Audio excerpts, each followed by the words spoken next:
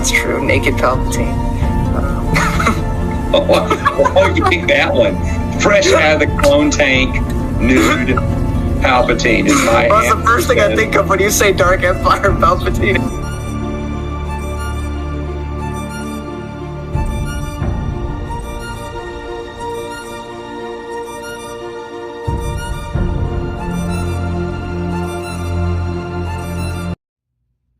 Hello, and welcome to another comic review, which I don't do very often because I'm terrible at them.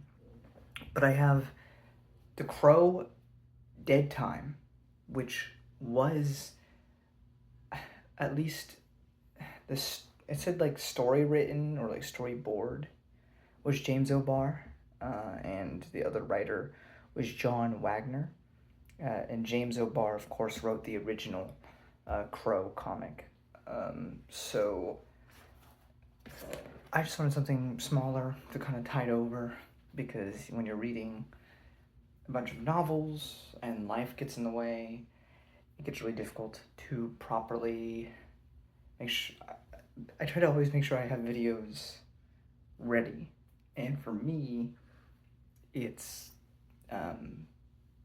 about to be August, and I only have videos up till October, at least for my Sunday slot, so I'm trying to fit more in. So anyway, I enjoyed it. I have some things that I think personally are a little problematic for the story in terms of what you could take away from it.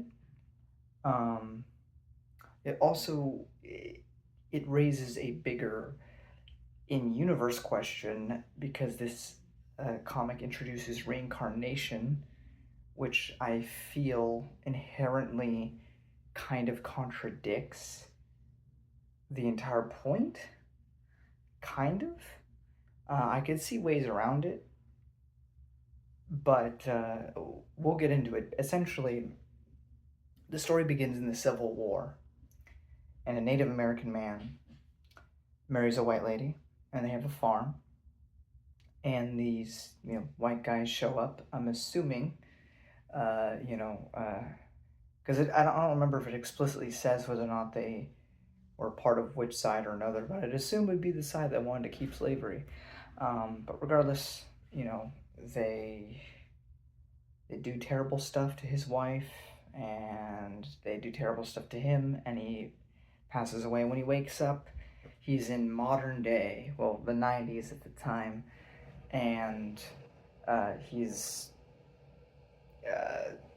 confused, as are we, as to why he's back now. And he gets revenge on a lot of people, but they're not, unless they all are, but they only explicitly say for one. But essentially, the main guy who went and gunned them down, I mean, he had a whole posse, but the main guy, I guess, was reincarnated into another person, and who also is a bad person. And so 100 years later, this Native American is brought back to life to get revenge and do the classic Crow sort of thing. Also, if you hear that, that's the shower. But it seems needlessly complicated to do that. I mean, I guess, readers would be like, oh, this is modern day, so cool, but we already had that with the Crow comic, and the next one, Flesh and Blood, will also be, I mean, at least at the time, modern day. It's the 90s, which was a while ago now, but it was present day when it came out. So why not just have the story set in the 1800s with the Civil War? That could have been really interesting and a nice change of pace from the original. But instead we thrust them upon modern day. But that's essentially the story. I mean, if you know a Crow story, the typical... The plot is not really what you come there for, it's more the character work. I mean, the essential plot is always the same. Somebody's wronged, they come back and they get revenge. That is always, sort of, and justice. That is always the kind of overall premise. And it was what's really sad, just as a little side tangent, of all these films that they've been making, and TV shows and offshoots, it's just always about Eric Draven, when you could have such a fun little B movie sort of franchise going on if you just focused on different people. You could even make an original script that has nothing to do with the comics, really, um, as long as it doesn't have to do with Eric Draven. Because the only thing that essentially makes it a Crow franchise is you are wronged, you come back to life, and you get your revenge. That is all these stories are. So you could really do anything with that. You could really go anywhere. You could have a Crow set in a multitude of the past, you know. So I just felt like it was a missed opportunity to not just have this set where it initially starts at. But non-spoiler wise, overall I enjoyed it. I have some hiccups that I want to talk to about in spoilers. Do I think this is a good offset if you've never read a Crow comic? No. If you're gonna read a Crow comic for the first time and you've never touched one before, you never watched the movies or anything, start with The Crow by James O'Barr. It is not only a phenomenal one-off comic that's, you know, it's not like the DC or Marvel where there's all these things you gotta keep. It's just the one. You can just read the one and be done and never touch another Crow comic again if you don't want to. It is perfect on its own. You can touch it, enjoy it, and throw it away. But also, what it means through the layers and behind the scenes is equally important, because I discussed this before, but everything that went on with James O'Barr and his personal life. But as for this, I do think it's solid. I think if you like The Crow and you want more of that same thing, this is different enough to give you a different thing, but also reminiscent enough to kind of give you the same thing. I mean, even, you know, Joshua, our main character here, does come of a similar physique to Eric Draven, which not all the people in the series does. So that's my non-spoiler. Do recommend it, but don't start with it if you're gonna start with the Crow comic. Start with the original. I'm gonna get into spoilers, so if you don't want any, or if you've read this before, stick around. Just something, because my stepfather is Chumash, that's the Chumash tribe, and I have a lot of people on my stepdad's side of the family that are Chumash, Native American.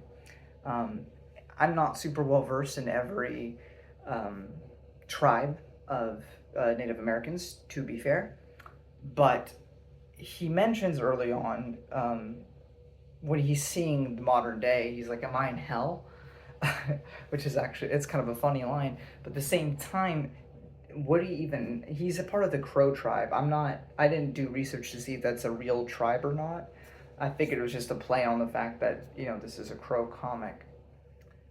But I don't think Native Americans have a concept of hell. If I'm wrong, please, please, please make my ignorance go away in the comment section below. I would love to know. I mean, I probably looked it up already after this video, but still, I would love to hear somebody's perspective, since I'm not Native American. And my father works all the time, so I'm not gonna ask him. Maybe my grandfather one of these days. So the thing I wrote that's kind of problematic to me is, so Joshua is resurrected 100 years later to get vengeance on people unrelated. And again, the comic does not specify, except for one individual, whether or not all these people are reincarnations of the whole gang. Because as far as I'm aware, it's just the main guy that's reincarnated. So the rest of them just happen to be bad people, luckily. Which I think but I think they are meant to be related to the same people. I could be wrong. Maybe I'm just misinterpreting that completely. But it's like, what? It's very safe that all these people just happen to be gang members, right? Because on the off chance that this was just some kid going to university, never heard a soul in his life, loves all colors, all creeds, and they gets gunned down by the Crow, that would seem really immoral, wouldn't it? But, you know, sins of the father and all that, which I don't think justifies that. But I mean, I guess that's why they made them all criminals. But at the same time, the way the Crow series has always functioned is you were directly wronged and you get revenge or justice on the ones that wronged you. Even with reincarnation thrown into the mix, luckily, again, these people are still bad people, all of them. Joshua even makes a comment near the end of the story that the guy that's reincarnated, you had a second chance at life and you wasted it. You just became a bad guy again. But at the same time, no matter what sins he's done in this life, this man is not responsible for anything that happened to you. So why is this story happening at all?